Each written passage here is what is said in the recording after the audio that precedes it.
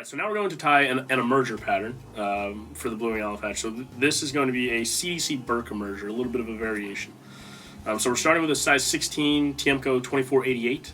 Again, variety of different hook options would work, but this is one that works quite well for me. For thread, again, sticking with that same UTC 70 and brown olive. We're going to start our thread at about the midway point of the hook shank and work our way backwards. You can then nip off your thread tag. For the tail, we're going to be using some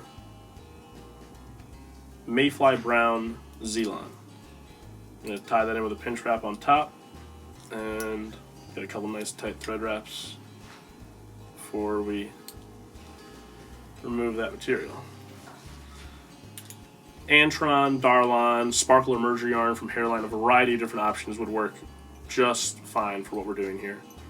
But we're going to be tying our shuck down the hook bend a good bit. With the concept here is to have a fly that's going to hang a little bit lower into the film, so you want that to actually tie down around the bend of the hook.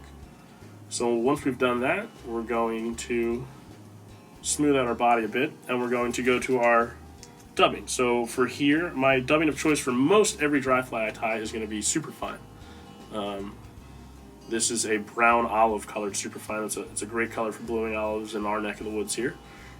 Certain times of the year you'll see them a little bit lighter in color, certain times maybe a little bit darker, but this is a nice one for most of our applications. So I'm going to start down around the bend here, and we're going to work forward with our dubbing noodle. As I always say, with dubbing, less is more, and you want to keep a nice tight, thin, fine little dubbing noodle on there. So you'll see I was a bit short with how much I need. I'm going to add just a tiny bit more, and we'll spin that onto our thread and fill in the rest of our body here. I do want to work in somewhat of a taper, but be sure to stop well short of the eyes. We're going to add a number of materials up here. So things look good to me there. And again, I did not trim that shuck yet, just leave it plenty long. We can handle that after the fact. Next, we're going to tie in a little bit of EP trigger point fibers. This happens to be in the bluing olive color. So I took a fairly small amount of this stuff.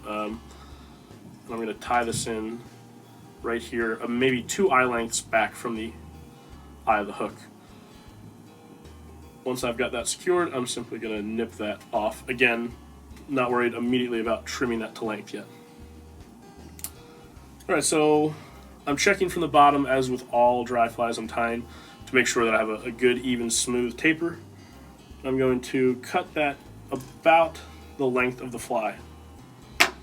Next, we're going to go to some Natural Done CDC. Again, here I have 2 very full feathers for this size 16. I've matched up their tips, and I'm going to measure them into length here. I want these to extend maybe just a bit past the bend of the hook. A couple nice, tight, firm thread wraps there. Again, making sure I'm staying well clear of the eye of the hook, and trim those off. So the nice thing about this double wing here, it adds a nice bit of flotation, but the trigger point also catches a good bit of light as well. Just gives you a little bit of a different look from the fish's perspective down below. Finally, we'll add a bit more superfine dubbing. And again, starting right at where we tied our wing in, we'll check from the bottom multiple times to make sure we're continuing a nice, smooth, even taper, which we've achieved. We'll build up a small, clean, neat thread head, pick up our whip finisher, whip finish right behind the eye of the hook, tighten that, trim our thread. Now at this point you can take the fly out of the vise and trim your shuck to length, usually eyeball it about 1 eye length.